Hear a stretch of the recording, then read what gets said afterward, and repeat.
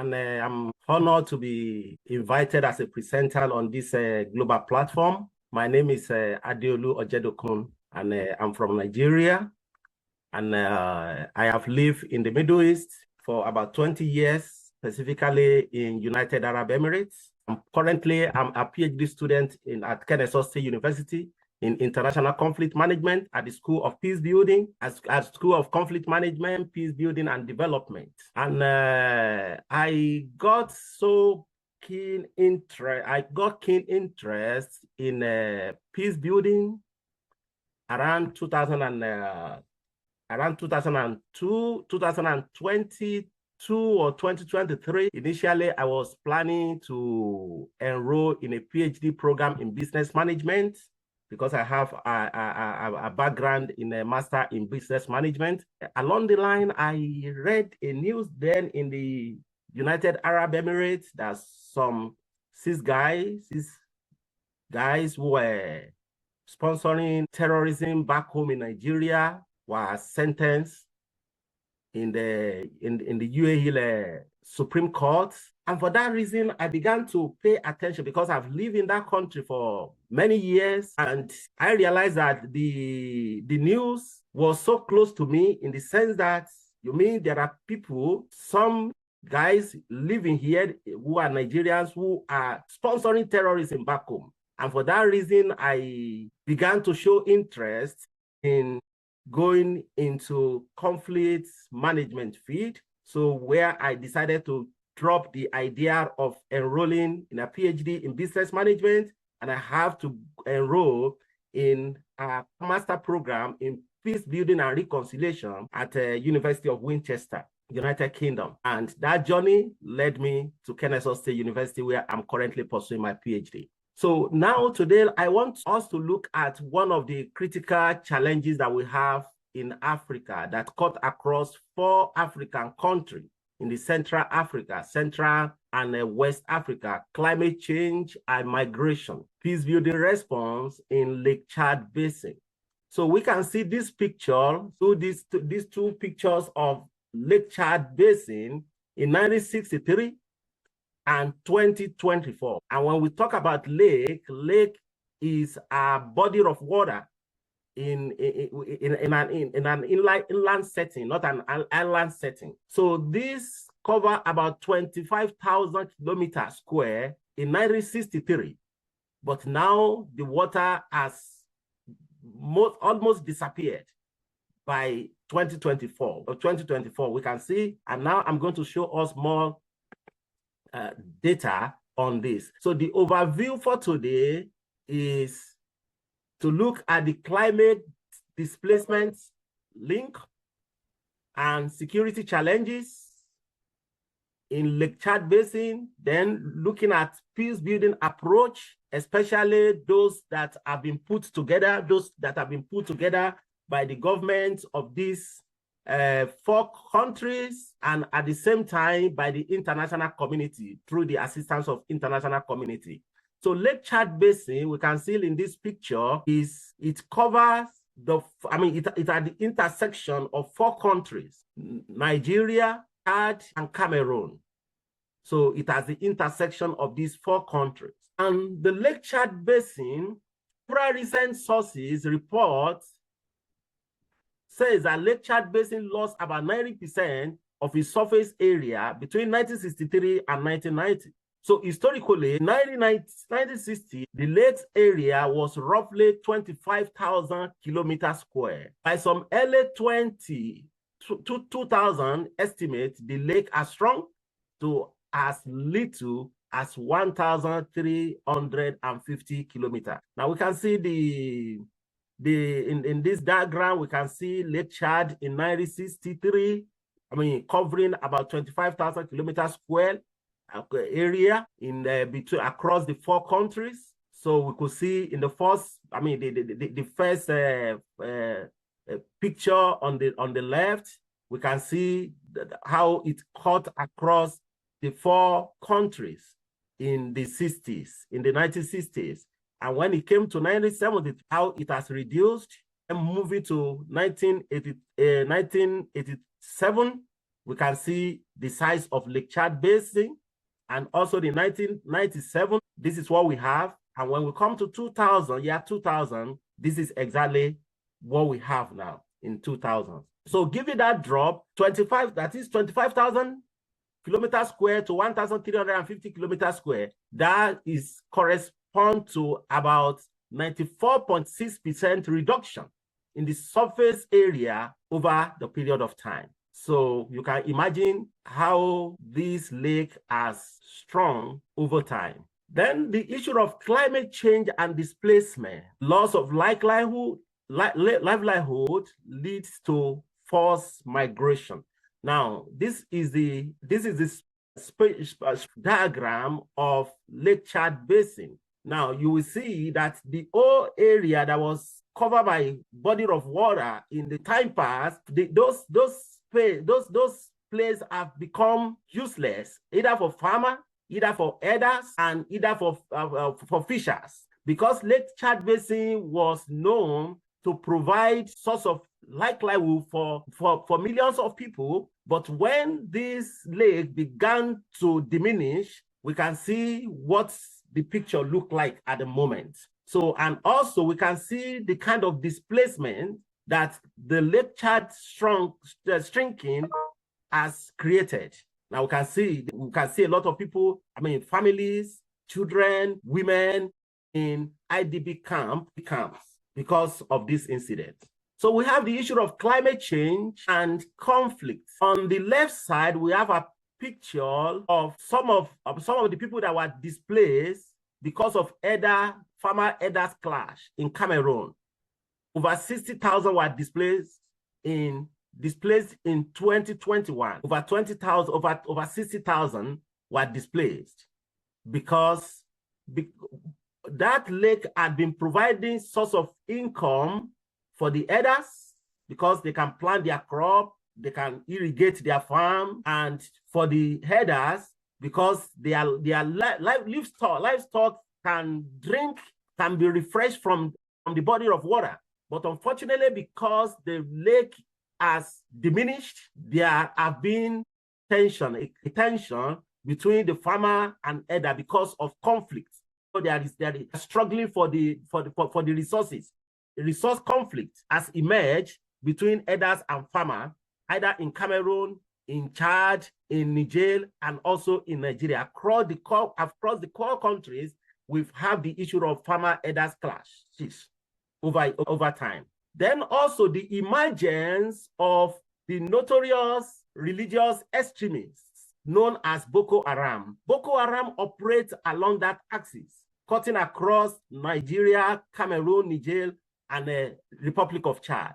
And definitely research has shown that the Boko Haram has the potential to recruit youth into the militia because most of the youth in that region have become jobless. So Boko Haram is exploiting the joblessness of the youth because of the diminishing of because the Lake Chad Basin has diminished, has reduced, and there is no source of income for many of the youth, for their families. So Boko Haram is using this opportunity to recruit youth into the extremist organization, to this terrorist organization. So have you seen examples where issues, have you seen examples? So these are questions for us.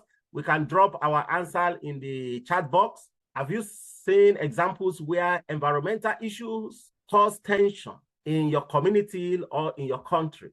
So I'm sure this is not limited to Lake Chad Basin alone. It's not limited to Nigeria, Cameroon, Niger alone. I don't know if we have anybody who is giving us an idea or the country or the location of such an incident. Okay. Thank you. Increased tension between Southwest United States. Great. Yes, for sure. Lake Victoria has caused issues between Kenya and Uganda. Thank you so much, Vivian. Thank you, James. All right. So now we have two examples here. And also we can look at the issue of Uganda and Kenya, which is like a parallel example to the case of Lake Chad Basin.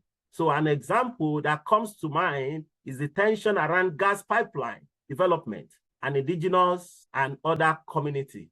Thank you, Casey. Great. So thank you for those examples. Now we move to the next slide. So we have key statistics on displacement drivers in Lake Chad Basin. On Lake Chad shrinkage between 1963 to present moment, which has led to 90% reduction. Then population dependent on Lake Chad. About 45 million people were depending on Lake Chad. Then we have displacement by climate change.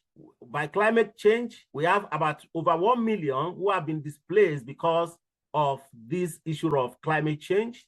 And we have displacement by conflict, which is between 2.3 to 3 million people have been displaced by the conflict, because in that axis we have Boko Haram and we have ISWAP, Islamic State for West Africa, and we have herders and farmer clash. So all these put together have led to over 2.3 million people being displaced as a result of conflict, as a result of one conflict or the other. Then we have type of displacements. 83% are in IDP camp, in different IDP camps. I show us one of them. Yeah, this is one of the IDP camps that we have over there.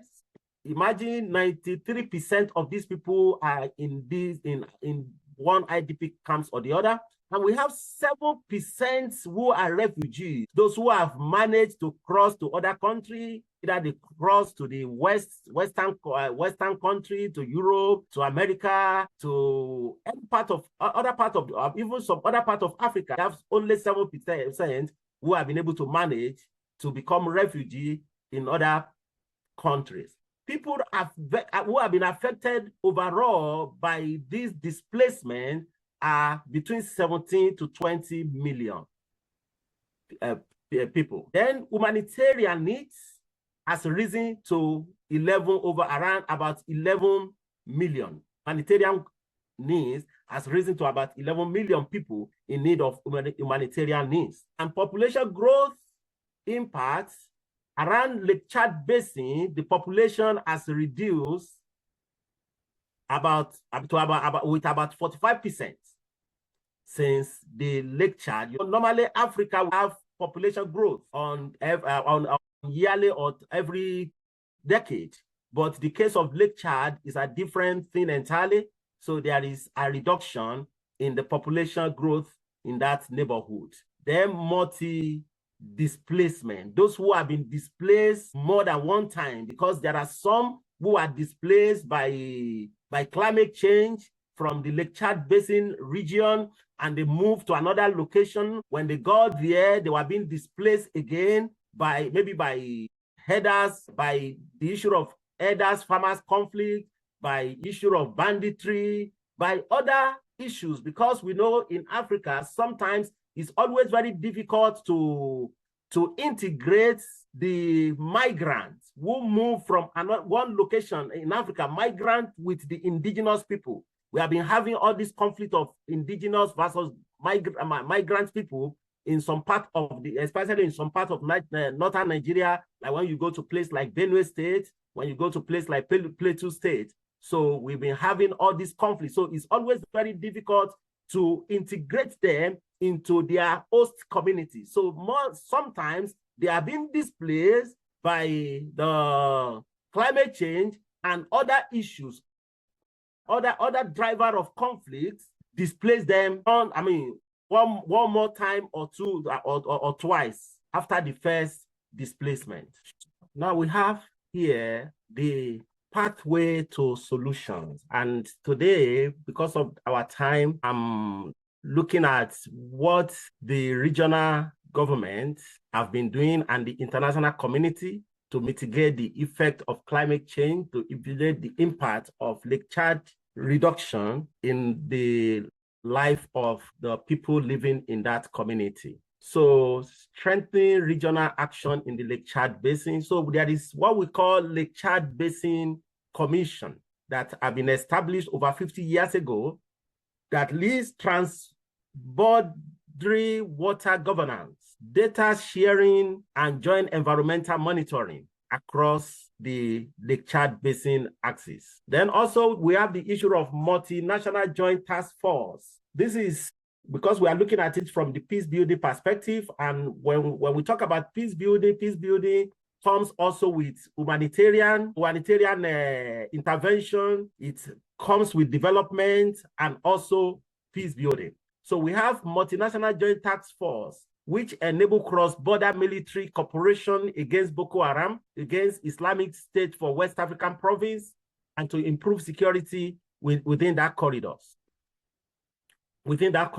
So also we have the intervention from AU, African Union, and United Nations. I mean, there's a backing through the United Nations Security Council resolution of 2349 in 2017 that energizes regional stabilization, climate resistance, and humanitarian coordination across the Lake Basin. So when you look at the case of Lake Chad Basin, it has gone beyond the 4 countries' challenges because of the humanitarian crisis that it's generating. So the African Union and the United Nations are also, putting their weight behind mitigating these challenges. Then we have Operation Lake Sanity 2 between 2024 and 2025 that demonstrates successful joint offensives, reclaiming territories and restoring safe access to resources. So we have this military operation across that axis, but though the challenges are still there, but the Operation Lake Sanity have played a significant role in peace building or peacekeeping around that region. Then we have regional stabilization strategy, RSS, regularly updated, which guides livelihood recovery, community reintegration, and climate adaptive development across the Lake Chad Basin. These are regional initiatives to help in early warning system, which reduce cross-border shock from climate change, from displacement, and from insecurity. So while we also have the growing alignment from the United Nations, UNDP, AFDP, DBIL, and EU, United Nations, who have helping to strengthen long-term resilience and ecosystem restoration across the Lake Chad Basin borders. It has become, Lake Chad Basin crisis has become an international challenge because of the humanitarian issue. Then I have the solution framework here, which we have that some of the things that could also work in other community, or which Africans, some of them are regional initiative. We have Kampala Convention, which protects the people in IDP and which define every state obligation to those who have been displaced, and who give obligation to state to protect the individual who have been displaced. So, and this is an African-led treaty, which is a model global protection. And also we have community integration, bringing host and displaced people into a shared system. So this has been very challenging, but the African AU have been working so hard to make sure that this works. They try to integrate the host and the displaced people in their new community. So this, like for instance, the issue of joint school, so that the host and the displaced their kids can go into the same school, have access to the same clinic, have access to the same market, have access to the same, the water point. So, and this has always been an issue. Integration is a big issue in peace building, because I have a case. There's a case that I have looked into in one of my research. Is the case of Lebanon. when you see the refugee camp, refugee people in Lebanon, especially those who came from Palestine, you will realize that definitely they are not allowed to fully integrate into the system.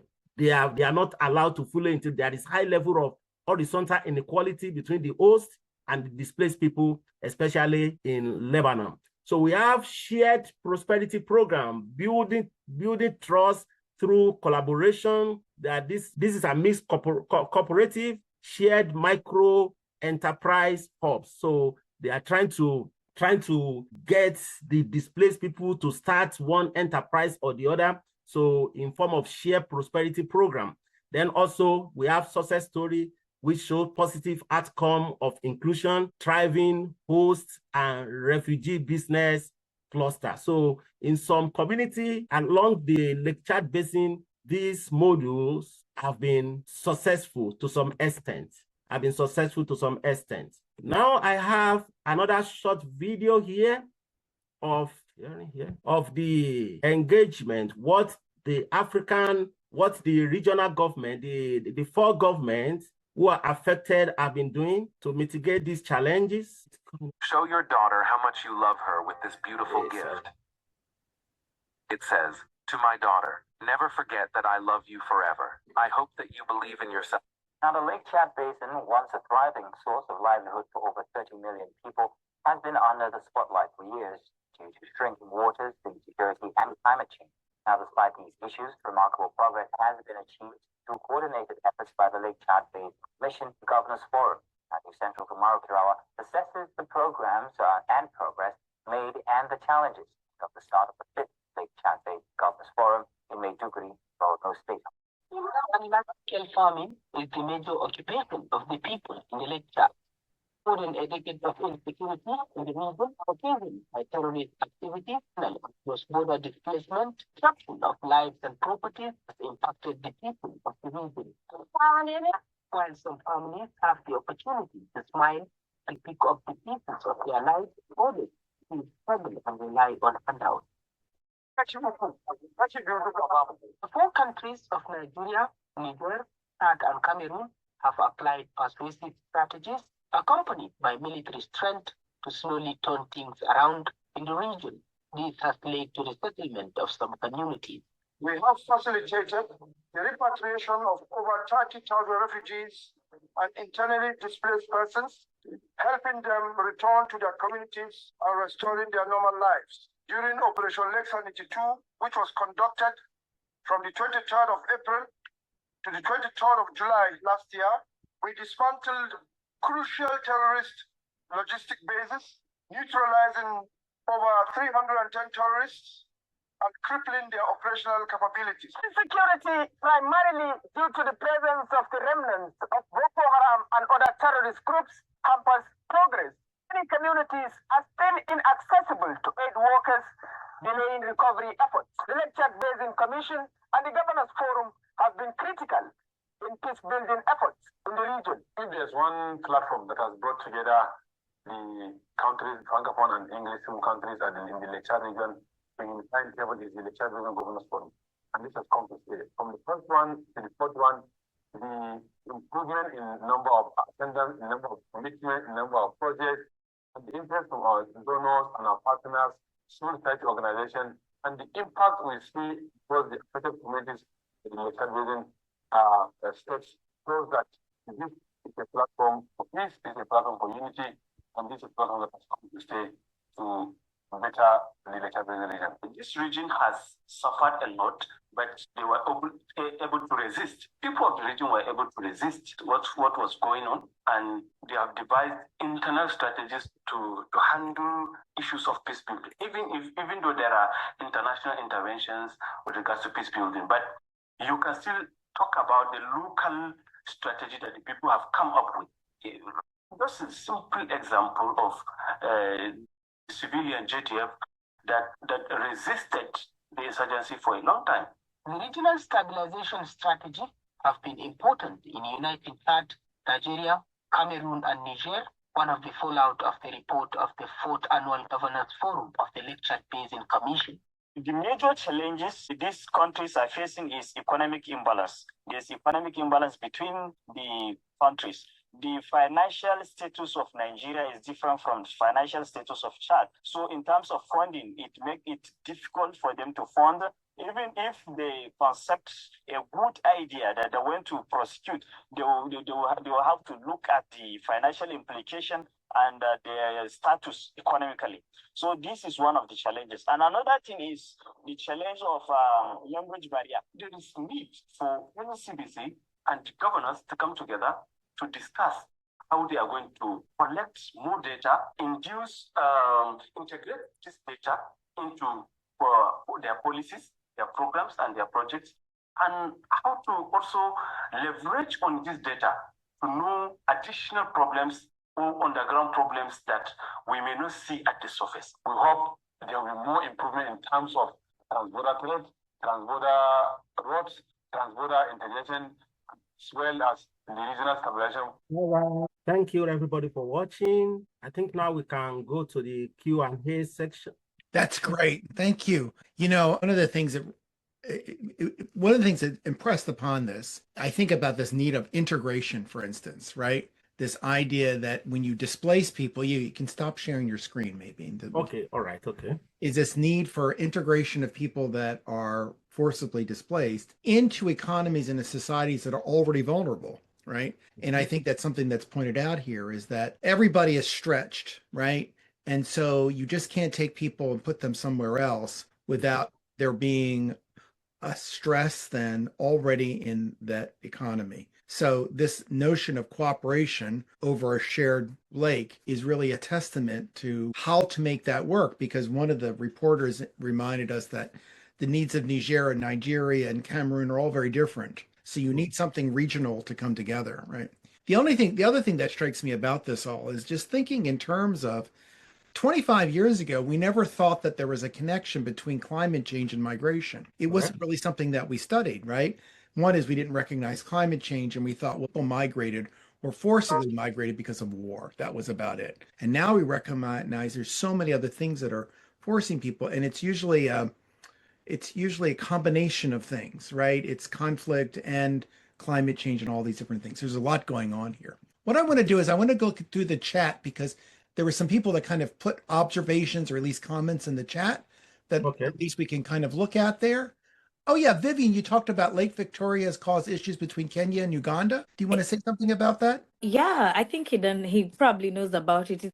It's about, there's a small island in Lake Victoria called Migingo Island. So Uganda and Kenya basically fight over the sovereignty of it. And it does actually cause issues. And it's like a very tiny island. Jim was talking about increased tension in the Southwest United States over climate issues. Kelsey mentioned an example that comes to mind is the tension over gas pipeline development, indigenous and other communities. So for instance, in the American Northwest or kind of the upper plains, putting in pipelines going over indigenous communities that divides communities, upsets burial grounds and so forth, and needing cooperation there. Naomi said the United States political tensions are increased after disasters depending on how and if aid is distributed, right? And let's see. Catherine said, what have you seen as the most successful tool or practice for refugees and communities in the Lake Chad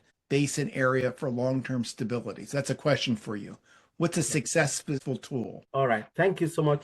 Like for those who have been displaced in the Lake Chad Basin, the unfortunate situation is that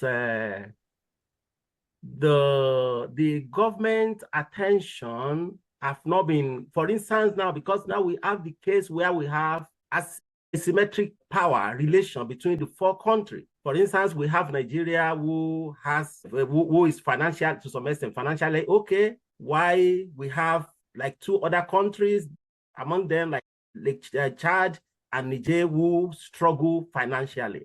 And in that context, as one of the videos said, it's always very difficult for them to cooperate when anything has to do with money. So most often, people in refugee camps are not well taken care of. So where they get funded is the international organization. trying to assist, but sometimes the international organization also is overwhelmed. They are overwhelmed because you have refugees across, not only in Africa, you have in West Africa, you have in East, Middle East, you have it even in Asia. So sometimes the resources is not really enough.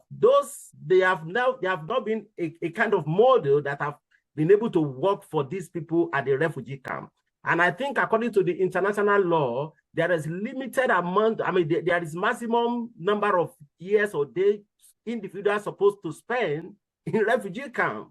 But now we have people who are there, who have been there for years, who have turned refugee camp, IDP camp to their home. So that means they have not been a good success story in this regard. Yeah, we've always been dealing with that ever since the Palestinians, right, in the 1948, right? Yes. They're still living in refugee camps. Yeah. So another question, I'm just going to read some things. Obi writes, I think also the ECOWAS is the organization of East African, Economic Community of West African States. West Africa. And its members are not proactive in addressing the regional challenges, e.g. the insecurity of the region, political leaders, and other corrupt interests. 2, and what is your view on Trump declaring one of the Chad Basin members a country of particular religious concern? Any intersection there? The second question. Okay. All right. Thank you. Now, the issue of ECOWAS cooperation within Lake Chad Basin is a little bit minimal. Why? Because, for instance, Nigeria is a member of ECOWAS. Cameroon is not a member of ECOWAS. Yes. So they are in Central Africa. Then we have case of Niger, who is now out of the because of the military coup, suspended. So ECOWAS is fragmented at the moment. So, and there is no coordinated force among ECOWAS to be able to address this case, because some who are not member of ECOWAS have been affected also by this Lake Chad Basin issue. Like the issue of country of a particular concern, which has to do with the issue of religious genocide. I think at the moment, the country is overrun by extremists, mostly religion extremists in the north. Right. And to some extent, the declaration is putting the government on its toe to be able to solve the problem now. I think the government is trying to work with the United States, partner with the United States to be able to mitigate the effect of conflict. Because when you look at that axis and the challenges that we have, the farmers clash, and most often because the farmers are Christians, while the elders are Muslims, so it's more or less like a religious conflict. We have the issue of Boko Haram, and people who are in Boko Haram and ISWAP, they are majorly Muslim. Then it can be summed up as a religious genocide. So, but I think the government need to do more. The government have not been doing more because we are having allegation that even some people who work in the government, maybe possibly they were corporates in the corporate. The government has not been doing its best, and I hope that with the intervention, with the pressure that the United States is putting on the government, they will be able to at least minimize these challenges. So we should be taking a break, but I'm going to give you one last question, but I'm going to ask you to kind of answer quickly if you can. This is from Delio. How do you handle scenarios where you have governments that don't trust each other across the border, and how do they affect the communities living around the Lake Basin? Yeah, it's a big challenge because there is no trust. As I said earlier, Niger is not part of ECOWAS. Cameroon is not part of ECOWAS. So there is no trust, and definitely it's really affecting the coordination across Lake Chad Basin. Yeah. So the coordination is very weak because the relationship among the 4 countries is fragmented. Yeah. Yeah. All right. Well, thank you. That was I learned a lot, and I appreciate your presenting and talking about what's going on in the Lake Chad region.